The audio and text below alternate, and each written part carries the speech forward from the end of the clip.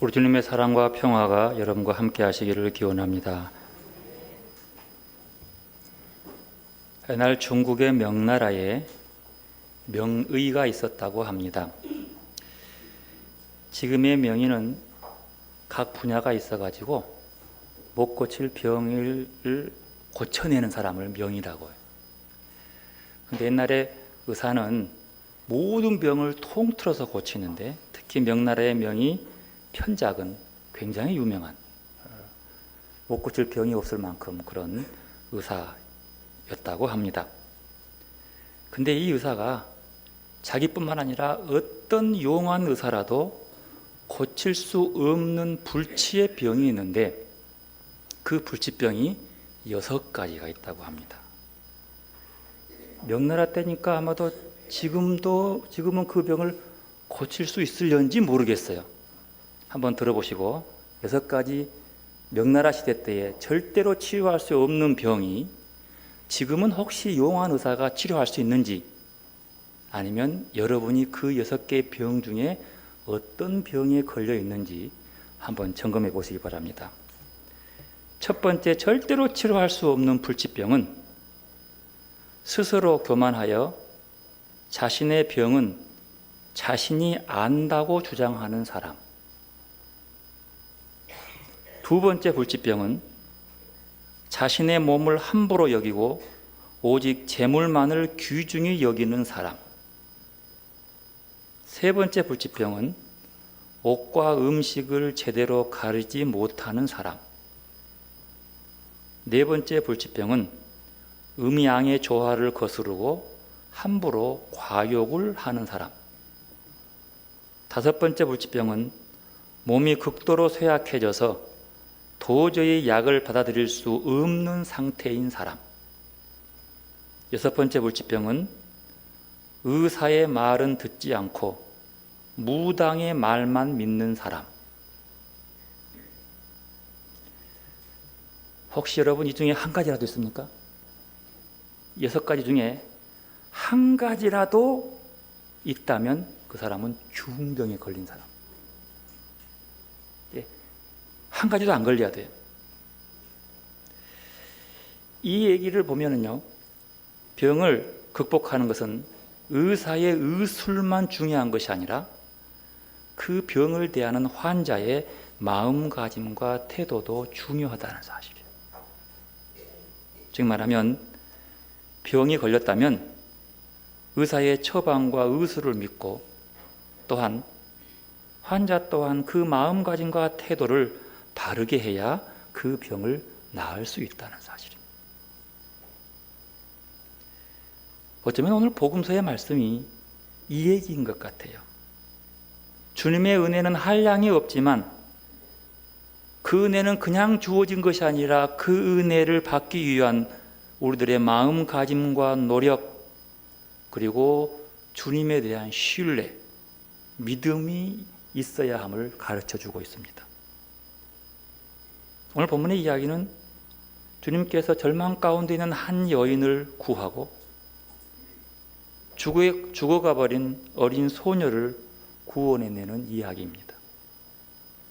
오늘 본문은 우리가 너무나도 잘 아는 이야기예요. 하도 많이 들었던 얘기. 오늘 본문 21절에 보면 예수님이 배를 타시고 다시 맞은편으로 건너가시니라고 기록하고 있습니다. 여기서 중요한 건 다시 맞은편으로라고 하는 다시. 이 말은 무슨 말이에요? 언젠가 한번 그 자리로 건너왔다는 뜻이잖아요. 언제 건너왔을까요? 마가복음 4장 35절 이하에 보면 예수님께서 많은 사역을 하시고 가버나움을 지치고 힘들어서 배를 타고 한적한 곳으로 가서 배에서 주무시고 있는데 그만 뭐가 일었어요? 광풍이 일어나는 거예요. 바람이 불어서 막 배가 뒤집힐 지경이에요. 물을 퍼내고 아무리 노력을 해도 못 이기는데 예수님은 가만히 주무시고 계시는 거예요. 여자들이 우리가 죽게 되었는데 잠만 잔다고 투정을 부리는 그들에게 너 왜 두려워하느냐? 하시면서 바람과 바다를 꾸짖으니 잔잔해졌습니다. 그러면서 하는 말이 자들에게 뭐라고 합니까? 너에게 뭐가 없다? 믿음이 없다. 그러면서 배를 타고 건너간 자리예요. 그리고 건너가서 뭐 했을까요? 지금 시로 간 겁니다. 한적한 곳으로. 시로서 막 내려서 나가는데 거기에서 군대 귀신 들린 사람이 쇠사슬에 묶였는데 막 가슴을 뜯고 막 난리를 치는 거예요. 그래서 주님이 그 귀신들을 보고 나가라고 하는데 무슨 귀신이에요? 이름이 군대 귀신. 그래서 그 귀신 나가라고 하니까 어디로 갔어요? 그 귀신들이 돼지떼에 가가지고 확 몰려갔던 그 사건. 그것이 5장 1절부터 나와요. 그 땅이 무슨 땅이에요? 거라사인 땅. 그러니까 거라사인 땅으로 간 거예요. 근데 돼지떼가 죽은 걸 보고 그 사람들이 예수를 보고 아이고 떠나가 달라고 간청한 그 자리였어요. 거기서 이제 배를 타고 다시 그 길을 건너서 돌아와요. 어디로요? 가버나움.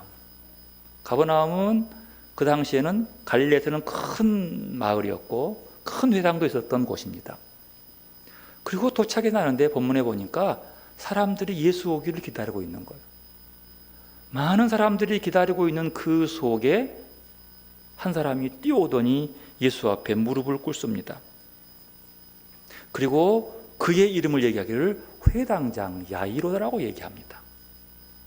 당시 회당장이라고 하면 유대 종교를 대표할 만한 인사입니다. 가버나움에는 지금도 가보지만 회당이 큰 게 있어요. 그 회당에서 회당장은 상당한 존경과 사회적인 지위가 있는 사람이라고 할 수 있습니다. 그런데 그 사람이 다 아는데, 회당장인 걸 아는데 많은 사람이 보는 앞에서 아직은 사회적인 인지도나 지위에 있어서 좀 부족하고 특별히 유대교 교리에 상당히 의심을 받고 배척을 당하고 갈등을 일으키는 나사렛 동네 촌사람 예수 앞에 무릎을 꿇었다고 하는 것. 이건 상당한 충격적인 일입니다. 그것도 많은 사람들이 보는 앞에서. 상상하기 어려운 진풍경이죠. 그러나 이 사람은 그것을 의식할 겨를도 없습니다. 그 마음에 사람들이 자기를 어떻게 평가하든 그게 중요치 않고 무릎을 꿇은 이유가 있습니다. 그 이유가 뭐예요? 3절 보니까 이렇게 기록합니다. 23절이에요. 23절 말씀 보면 내 어린 딸이 뭐요? 죽게 되었사오니 오셔서 그 위에 손을 얹으사 그로 구원을 받아 살게 하소서. 그런 이유가 뭐예요? 어린 딸이 죽게 되었다고 하는 거예요. 여러분 여기서 어린 딸, 마태와 누가복음에는 그냥 딸 그랬지 어린이란 게 없어요. 어린 딸이란 말 속에 이 아버지 야이로가 딸을 얼마나 사랑했는가를 볼 수 있어요. 여러분 나중에서 아이고 이 막둥이, 이 어린 자식, 어린 막둥이, 어린이라고 말은 무시한다는 말이 아니라 어떤 말이에요? 내 어린 자식은 큰 자식보다 훨씬 더 사랑하는 자식, 이쁜 자식이요, 눈에 넣어도 아프지 않을 그런 자식이요. 야이로가 어린 자식이라는 표현은 내 정말로 좀 가엾고 내가 돌보지 않으면 안 되고 내 손길이 필요하고 내가 그만큼 사랑하는 그 자식이 죽어가고 있다는 사실이에요. 뗄 수 없는 그 사이. 그래서 다른 사람 눈치, 자기 체면 다 필요 없이 무릎을 꿇습니다. 근데 이 간곡한 부탁, 예수님은 다른 얘기를 제시하지 않고 그냥 가자고 별말 없이 그냥 야이로를 따라갑니다. 총각을 다투는 시간입니다. 본문에 보니까 사람들이 밀고 밀리면서 걸음걸이가 지체됩니다. 야이로의 마음은 탔겠죠. 아이고 빨리 가야 되는데, 사이렌이 울리면 119가 오면 빨리 길을 비켜야 되는데 계속 정체가 되어가는 거예요. 그래도 급하게 가는 그 순간 갑자기 예수님이 가던 길을 멈추고 누가 내 옷자락 손댔냐라고 돌아보면서 따지고 있습니다. 제 아들은 어이가 없습니다. 아니 이 많은 사람이 밀고 당기고 하는 이 순간에 누가 자기 옷을 댔냐고 물어보면 이거 어쩌란 소리예요. 도저히 이해할 수 없습니다. 왜요? 지금 급한 게 누구예요? 야이로의 죽어가는 딸을 살리는 거예요. 근데 주님은 그 자리에 멈춰서 찾고 있습니다. 누구냐? 성경은 기록합니다. 그 여인이 혈루병을 앓는 여인이라다. 혈루는 하혈하는 거예요. 그것도 12년 동안 하혈증을 했는데 26절에 보니까 그 여인의 병이 많은 의사에게 많은 돈을 들여서 고쳤지만 고치지 못했어요. 허비했어요. 그러면 이전보다 조금 나아져야 되는데 성경에 보니까 아무 효험이 없고 도리어 더 중하게 됐더라. 이러면 이 의사들은 문제 있죠. 재산 팔아서 다 허비해가지고 이제는 더 쓸 돈도 없을 만큼 모든 돈을 다 내놨는데 병이 좀 더 좋아지기는커녕 12년 전보다 더 중해졌다라고 기록합니다. 이 여인은 갈 데가 없습니다. 희망이 없어요. 그때 들려온 소문이 있습니다. 예수라는 사람은 아이고 나병도 고치고 한센병도 고치고 죽은 사람도 살린다라네. 그 소문이 그 여인에게는 어쩌면 내 병도라고 하는 희망을 가질 수 있었습니다. 한 가닥의 희망이에요. 그러나 그 여인에게는 그 희망은 그림의 떡이었습니다. 분명히 예수님에게 그 앞에 나아가서 자기의 사정을 아뢰고 병 고침 받는 것이 먼저지만 그녀에게는 걸림돌이 너무나 많았습니다. 그녀의 마음을 꽉 채우고 있는 답답한 체증에 있는 것들은 뭐냐면 레위기 15장의 정결규례였습니다. 여인이 앓고 있는 이 하혈병, 이 병은 종교적으로 외면당하고 무시당하는 부정한 병이었습니다. 이 병을 앓는 여인은 부정해요. 그래서 격리 수용시켰어요. 이 부정한 여인과 함께 만나고 손을 잡고 함께 밥을 먹고 스치는 사람도 부정한 사람이 됐기 때문에 언제나 멀리해야 했어요.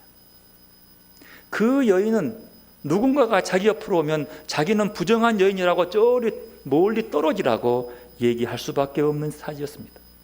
만약에 그녀가 사람들 몰래 정상인 사람들 옆으로 끼어들어다 들키면 돌팔매질을 당해야 될 그것이 율법입니다. 그녀의 마음속에는 온통 자기의 희망은 저 예수께 자기 병명을 한번 물어보고 고침받고 싶은 마음인데 사회적인 율법적인 규례에 의해서 갈 수 없는 그 여인의 모습, 사람들이 손가락질하고 모욕당할 그것을 생각하면 한 발자국도 그냥 포기할 수밖에 없는 처지. 그러나 그 여인은 드디어 율법을 어기기로, 좀 심하게 말하면 죄를 짓기로 마음을 먹습니다. 자기 마음에 꽉 누르고 있는 두려움이 있지만 그래도 한쪽 두려움을 비워내고 조그마한 구멍을 내면서 혹이 이 자리에 예수님이 찾아오기를 기다리면서 간절한 소원을 가지고 자기 신분을 공개적으로 드러낼 수는 없지만 작은 희망을 가지고 주님이 지나가는 자리로 갑니다. 이전의 사람들은 참 많았습니다. 율법을 어길 수밖에 없는 처지의 모습의 여인은 그 길을 지나가서 간절한 마음으로 이렇게 생각합니다. 혹시 저 옷자락만 만지면 내 병이 낫지 않을까라고 생각했어요. 엄밀히 말하면 그런 생각도 율법을 어기는 게 되는 거예요. 그래서 그 여인이 간절한 소원으로 자기 신분을 숨기고 지나가는 예수님의 옷자락을 만진 겁니다.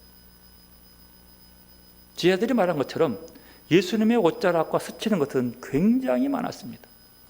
그런데 여기서 중요한 것은요, 옷자락을 만진 것보다 더 중요한 것은 주님이 그 만짐 속에서 자기 속에서 치유의 능력이, 병 고치는 능력이 나가는 것을 알았다고 하는 사실이에요.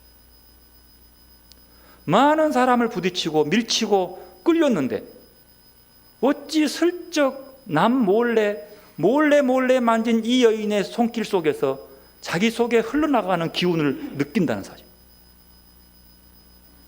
어떤 건지 주님은 알았다는 뜻입니다. 제자들은 말합니다. 선생님, 무슨 말씀하세요?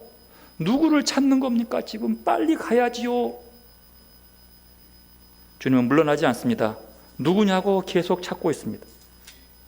손댄 자가 누구냐? 예수님은 둘러보십니다. 어쩌면 그 여인과 눈이 마주칠 수 있었습니다.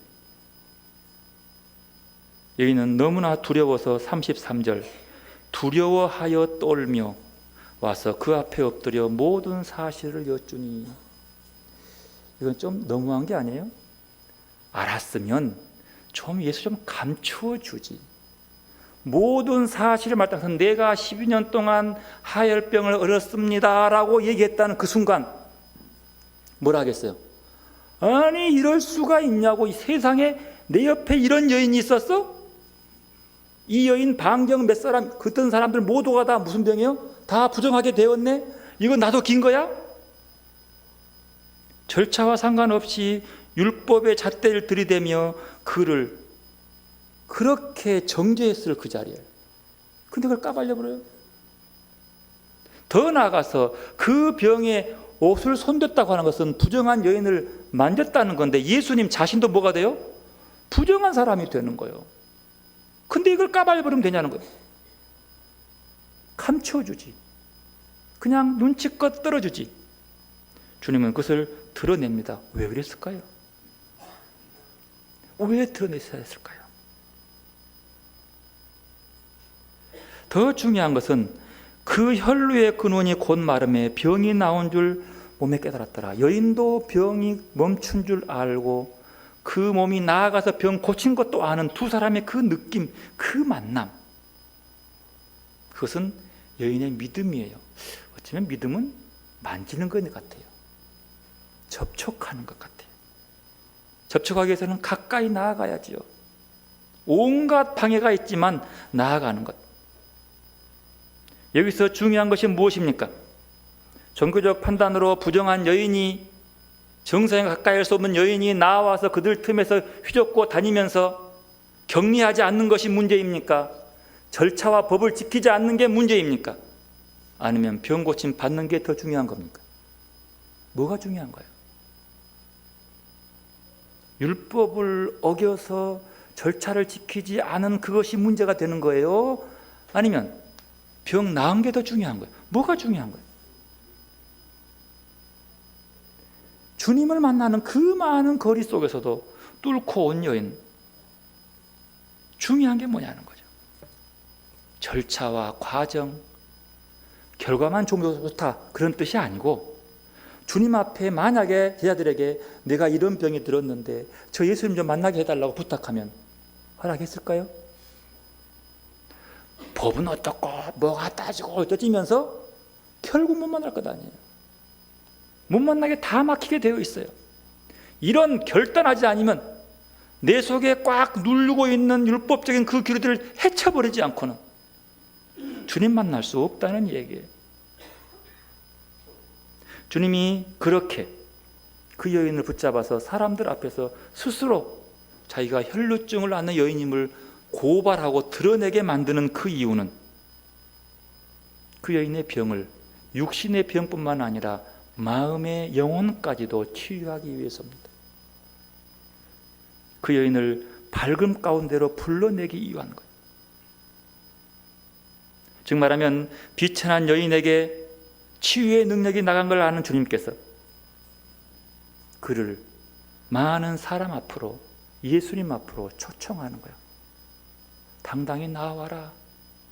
너는 잘못된 길을, 미신적인 것들을, 기복적인 것들 때문에 나에 의해서 병 고친 게 아니라 내 믿음으로 네 병이 고침받았다고. 주님 말씀합니다. 따라 내 믿음이 너를 구원하였으니, 구원은 치료하였으니 평안히 가라. 평안한 마음으로 가라. 만약에 주님이 그를 일으켜 세워서 이 평안한 마음으로 가라라고 말씀하지 않았다면 그 여인은 늘 마음속에 내가 병 고침 받았지만 율법에 이것 때문에 이거 막 계산하면서 내가 이랬는데 늘 그곳에 붙잡혀 있었을 거예요. 그러나 그 여인은 불법을 어기는 것도 아니고, 그 여인은 부정한 방법으로, 은큼한 방법으로 사람들을 속인 것도 아니고, 무엇으로? 믿음으로. 네 병은 내 믿음으로, 네 간절한 믿음으로.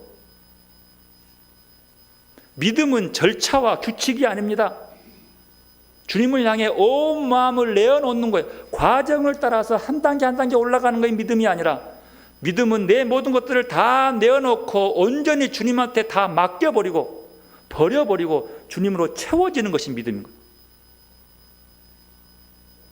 그 여인은 모든 수치와 손가락질과 율법적인 재판을 감수하고 버려버리고 뛰어나간 거예요. 날 욕하시오. 그러나 주님은 그를 당당히 서서 기중합니다. 네 믿음 때문이다. 그러니까 마음 평안히 가라. 그리고 덧붙이기를 내 병에서 놓여 건강할지어다. 영육간의 강건해짐을 주어집니다. 그이는 그래야만 이제는 더 이상 숨기지 않고 당당하게 자기가 믿음으로 이렇게 건강한 자가 되었다고 살아갈 수 있기 때문입니다. 믿음으로 인한 것. 여기서 우리가 놓치지 말아야 할 것은 지금 예수님의 일행은 누구의 집으로 가고 있어요? 야이로의 집으로 가고 있는 거예요. 그런 그가 지금 자기의 사랑하는 딸로 인해 예수님을 찾아왔는데 사회적인 통념상으로 볼 때 하찮은 여인 하나로 인해 시간을 지체하는 것은 참으로 심각한 문제였습니다. 그런데 이런 과정 속에서 급기야 야이로의 집에서 사람이 달려옵니다. 그리고 말하기를 딸이 죽었다라고 얘기합니다. 딸이 죽었다. 35절을 보면은요, 이렇게 봐요. 당신의 딸이 죽었나이다. 어찌하여 선생을 더 괴롭게 하나이까? 이 말이 어떻게 들리세요? 참 점잖게 들립니까? 아마 이렇게 표현하지 않았을까요? 전라도 말로 아이고 이제 그만두시오. 죽어버렸어. 무슨 말이에요 그게? 어디 들으세요? 이제 막 가려고 하는데 막 지체되고 빨리 가지도 않고 이거 여인하고 대화하는 것도 상당히 길고 말이에요. 찾고 그게 돌아온 거예요. 그만두시오. 죽어버렸어. 전라도 말은 그럴 것 아니에요. 이게 무슨 말이에요? 아이고 이제 와봤자 소용없어. 그 말이잖아요. 죽어버렸는데 뭐 죽기 전에 와가지고 고쳐줘야지. 죽어버렸는데 뭔 소용이 있냐는 거예요. 지금 그거예요. 무슨 말입니까? 세상의 모든 선생, 모든 의학 박사, 모든 지식, 세상의 모든 지혜들은 죽으면 끝이요.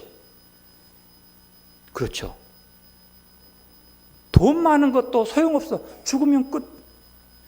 이후부터는 아무 소용이 없는 거야. 아이고 예수가 오나마나 뭔 소용이 있어. 죽었는데 뭐. 그만 괴롭히시오. 그만두시오. 죽어버렸어. 끝. 야이로의 마음은 어떡하겠어요? 얼마나 그 마음 힘들었겠어요. 아이고 좀 빨리 갔으면. 희망이 있었어요. 믿음이 있었어요. 분명히 죽기 전에 만나면 살려줄 거라고 믿었다는 거예요. 근데 그 믿음이 죽어버렸으니까 끝나는 거예요. 예수님은 왜 그랬을까요? 아니 이 혈루증 여인 하나 살리려고 그 귀한 회당장의 딸을 죽이다니. 그 말을 듣고 예수님이 이렇게 말합니다. 36절 뭐라고 합니까? 두려워하지 말고 믿기만 하라. 이게 무슨 말이에요? 두려워하지 말고 믿기만 하라. 뭘 두려워하지 말라는 거예요? 뭘 두려워 말라는 거죠? 이렇게 들리지 않습니까? 딸을 죽을까? 죽었지만 걱정하지 말아라. 내가 살려줄게. 그렇게 들리십니까? 내가 살려가지고 다시 네 딸로 만들어줄게. 그니 두려워하지 말고 걱정하지 말라. 그렇게 들리십니까? 저는 그런 줄 알았어요. 근데 그게 아니랍니다. 지금 야이로가 가장 두려운 게 뭐예요? 뭐가 두려운 거예요? 딸이 죽은 게 두려운 거예요. 딸이 죽지 않기를 바라고 왔는데 죽어버렸어요.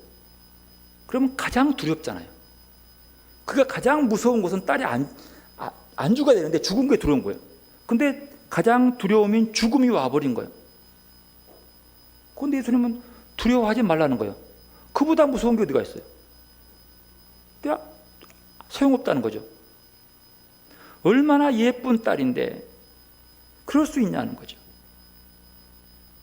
어떤 분은 말하기를 예수님이 그렇게 지체하는 이유는 야이로의 딸이 죽기를 기다렸다고 하는 거예요. 여러분 이해되세요? 야이로의 딸이 죽기를 기다렸대. 왜 그랬을까요? 죽지 않으면 야이로가 마음을 딸에게서 떼놓지 못하기 때문이에요. 그렇게 보더라고요. 제가 보면 이건 관계의 문제인데 이렇게 봐요. 하나님께서 아담을 만드셨죠. 하나님께서 하와를 만들었죠. 그러면 아담의 맨 먼저 관계는 누구예요? 하나님이죠. 하와는 누구예요? 하나님이에요. 아담과 하와는 하나님이 만들었어요. 그 둘의 관계는 누구하고 첫 번째 관계가 되는 거죠? 하나님과. 이 관계가 온전하게 이루어질 때 하나님이 둘이를 뭘 만들었어요? 부부로 만들어준 거예요. 그래서 그 둘이 그 관계를 잘 맺고 살 때 행복하게 에덴 동산에서 살았어요. 근데 그 둘이 너무 사랑한 나머지 둘이 그만 선악과를 따먹기 위해서 야합을 해버려요. 그래서 하나님과의 관계를 단절시키고 둘이 쑥닥쑥닥 해가지고 따먹어버려요. 둘 중에 하나라도 하나님과의 관계가 올바랐으면 하와 보고 여보 무슨 소리야, 하나님이 못 먹겠는데라고 안 따먹었을 거라고. 둘 다 끊어버려. 둘이 짝짝꿍 둘이만 사랑해가지고 먹자라 먹어버린 거예요. 그게 타락인 거예요. 야이로는 누가 만들었어요? 하나님이 만들었어요. 하나님이 생명을 주신 거예요. 그 딸은요? 하나님이 생명을 주신 거예요. 그러면 이 둘이가 가장 먼저 둘이 행복하기 위해서는 누구에게? 하나님과의 관계가 첫 번째이기 때문에 이 관계가 잘 유지되면 하나님이 둘이를 아버지와 딸로 주었기 때문에 이 관계가 올바른 관계가 되어간다는 거예요. 근데 지금 야이로의 마음은 누구한테만 있어요? 딸한테만 있는 거야. 둘이 꽉 붙어 있어. 이 둘이가 아무리 아름답게 배우고 멋있게 배더라도 하나님 관계가 안 되면 끝나는 거예요. 이 솔 속에, 이 사이 속에 틈이 없어요. 누가 들어갈 틈이? 하나님이 들어갈 틈이 없는 거야. 그러면 야이로의 마음 속에 하나님의 들어갈 틈을 만들기 위해서는 어떻게 해야 돼요? 절대 안 놓으니까 딸이 죽어야 되는 거예요. 죽으면 포기하거든. 왜? 죽으면 끝이니까. 죽은 사람 사랑해봤자 소용없잖아요. 끝. 죽을 수밖에. 요 사이 뭐 하기 위해서? 그 둘 사이에 하나님이 개입하기 위해서. 그리고 죽고 나니까 더 큰 두려움이 오는데 주님이 두려워하지 말고 믿기만 해라라고 얘기합니다. 여기서 믿기만 해라, 이 둘은 한계예요. 두려워하지 말고 믿어라. 누구를 믿는 거예요? 예수를 믿는 거예요. 뭐가 두려운 거예요? 죽음이 두려운 거예요. 그것을 믿으라고 하는 거죠. 지금 말은 무슨 말인 거 아니? 그 두려움은 딸의 죽음 때문이야. 그러면 예수를 믿으면 이 죽음의 문제가 해결되는데, 맡기면 되는데 못 맡기고 지가 괴로우니까 괴로운 거죠. 즉 말하면 너 두려워한 그 마음 믿음으로 나에게 맡겨라, 그 말이에요. 두려워하지 말고 믿기만 해라. 네 지금 네 딸 죽은 것 때문에 두려워하는 그 마음 나에게 바쳐라. 어느 분 이렇게 말합니다. 내 심장을 내게 바쳐라. 내 심장을 내게 주라. 지금 야이로의 마음의 심장은 누가 있어요? 온통 누구밖에 없어? 딸밖에 없어. 그래서 죽으니까 두려운 거지. 그것을 나한테 맡겨. 나한테 드려. 저는 그 말에 그렇구나. 두려운 내 마음. 불쌍한 내 마음, 떨리는 그 마음, 너무너무 사랑해서 뗄 수 없는 이 마음, 그래서 두렵고 무서운 그 마음 바치라는 거예요. 믿기만 하라는 말씀은 너 마음을 내게 바치라, 내 심장을 내게 맡기라는 뜻으로 봅니다. 이게 믿음이라고 하는 거예요. 여러분의 믿음 어떻습니까? 여러분의 심장을 예수님께 바쳤습니까? 여러분의 마음을 온통 예수님께 드렸습니까? 다 맡겼냐는 말입니다. 어떤 마음들요? 기쁜 마음, 슬픈 마음, 욕망의 마음, 집착하고 뗄 수 없는 그 사랑하는 그 마음까지도 그 심장을 몽땅 주님께 드렸냐고 하는 거예요. 좀 더 구체적으로 여러분 지금 이 예배 시간에 여러분의 마음에 여러분의 심장을 주님께 바쳤습니까? 아니면 머리로 예배를 드리십니까? 평가하고 판단하고 차별하고 그러면서 예배를 드리고 있습니까? 옳고 굵고 그름을 찾고 있습니까? 아니면 뜨거운 마음으로 주님을 만나고 주님께로부터 흘러나오는 것들을 받아서 치료받고 회복되고 그래서 새 힘을 얻고 있는지요? 주님은 우리에게 말씀합니다. 내 심정을 내게 온전히 맡겨라. 그러고서 내 속에 있는 모든 이 꽉 차 있는 것들, 놓칠 수 없는 기쁨, 아픔, 사랑들을 떼어내라는 거죠. 이제까지 내 마음에 찰떡같이 붙어있는 그 어린 딸을 그에게 느끼면서 그에게 주었던 그 마음, 이제 딸 죽었으니까 그 마음에 그 딸의 자리에 나를 세워라 라고 예수님이 말씀하십니다. 그 자리에 나를 세워라. 야이로의 마음을 온통 차지하고 있었던 그 속에 이제 그 딸이 죽었으니 그거 치우고 나를 세우라. 또한 두려워하지 말라는 말은 이제는 딸을 바라보지 말아라. 더 이상 죽을 수밖에 없고 언젠가는 죽게 될 그 딸을 마음에 두지 말고 딸에게 주었던 그 마음, 딸의 그 자리에 나를 세우고 그 마음 나에게 바쳐라. 이게 믿기만 하라는 거예요. 그리고 나랑 새로운 관계로 다시 만나자. 그 새로운 관계, 그 새로운 관계. 주님이 야이로 집에 들어갑니다. 울고 불고 난립니다. 주님 말씀합니다. 울지 마라. 잔다. 잔다. 그리고 그 마음 다 주님께 세워서 다 버리고 이제는 세울 수 없는 딸을 비워놓고 나니까 주님이 그 자리에 관계를 맺고 다시 들어가서 잠자고 있는 그 딸을 깨워서 둘 사이를 다시 사랑으로 묶어줍니다. 이게 건강한 사이라는 거예요. 이 관계, 삼각형 관계가 되겠죠? 이 관계. 여러분이 가진 모든 관계 속에서 하나님이 그 사이에 있어야 합니다. 당신과 나 사이에 저 바다가 없었다면, 없으면 좋겠지만, 이건 당신과 나 사이에 하나님이 없다면, 당신과 나 사이에 하나님이 세워진다면 그 말이에요. 건강해지는 거예요. 사랑과만요? 아니요. 이 일에도 마찬가지예요. 사업은 사업대로 하나님과 관계를 맺고 나는 나대로 하나님 관계를 맺는 것, 하나님 그렇게 개입하면 이 관계가 건강하게 되는 거예요. 내가 내 일에 너무 집착한 나머지 하나님 빼버리면 이 일이 문제가 생기는 거예요. 4대강 사업이 돼버려. 뭐가 빠지니까? 지구 둘만 좋아하니까.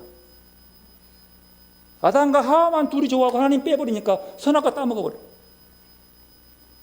인간의 모습이요.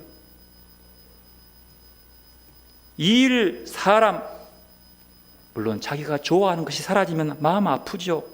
사랑하는 사람이 죽으면 어찌 괴롭지 않겠습니까? 하지만 주님은 그 속에서 다시 그 자리에 틈을 세워서 제발 좀 비워주라, 비워라. 거기다가 주님이 세워진 관계 속에서 지속적이고 더욱더 아름다운 영원히 놓치지 않은 아버지와 딸의 관계로 맺혀져 간다는 사실. 그래서 주님께서 말합니다. 달리 다굼이라고. 이것이 오늘 우리에게 주신 말씀입니다. 여러분의 지금의 삶의 자리 속에서 모든 상대를 대할 때 사랑하는 것, 괴로워하는 것, 집착하는 모든 것들 속에서 하나님이 들어올 틈을 만들어 놓으시기를 바랍니다. 그 사이로 바라보십시오. 이전에는 배우자에게 달라붙었고 아버지와 딸이 달라붙어 있고 엄마와 아들이 달라붙어 있었는데 이제는 십자가의 죽음을 통해서 틈새를 벌리면서 하나님과 내가, 하나님과 딸이, 하나님과 엄마가, 하나님과 아들이, 하나님과 사업이 각각 달라붙어 있는 상태에서 예수님은 날마다 아침마다 우리에게 달리다굼 하면서 하루를 깨워서 허락하십니다. 그 속에서 우리들의 관계는 더욱더 아름답고 건강한 관계로 이루어지게 될 겁니다. 내가 틈이 없게 사랑하는 그 무언가를 발견하고 십자가의 내가 죽음을 통해서 그것과의 관계에서 사랑의 주님이 들어올 틈을 내어놓으면 그 사이는 더욱더 건강하고 영혼을 바라보는 관계로 이루어지게 될 겁니다. 혹자는 말하기를 천국은 십자가를 통한 죽음에서 예수의 사랑이 들어올 자리가 만들어지지 않으면 우리 것이 될 수 없다라고 얘기합니다. 여러분 마음에 천국을 원하십니까? 그러면 내 속에 있는 모든 집착과 사랑 것들을 십자가에 매달으십시오. 여러분의 인생에 여러분에게 태워져 있는, 여러분에게 지워져 있는 십자가가 있습니까? 그 십자가만 보고 한숨 짓고 눈물 짓고 괴로워하지 말고 그 십자가 너머에 있는 사랑의 주님을 바라보시기를 바랍니다. 십자가는 누구나 좋아할 것 아니에요. 십자가를 왜 좋아해요? 십자가는 예수님도 안 좋아했어요. 그러나 왜 십자가를 지는 거예요? 그 너머에 뭐가 있어요? 새로운 관계적인 부활이 있기 때문인 거예요. 그걸 부활을 바라보자는 거예요. 하나님과의 새로운 관계성에 있는 부활. 여러분에게 태인 그 무거운 인생의 십자가, 무거운 짐들, 그 짐을 벗어버리지 말고 그 짐 너머에서 사랑으로 우리를 기다리고 새로운 관계를 이끌어 가시는 주님을 바라보고 그 주님만으로 만족하며 주님의 뜻을 살아갈 수 있는 여러분들이 되시기를 바랍니다. 겸손하게 기도로 나아가십시다. 내 곁에 있는 무거운 십자가만 바라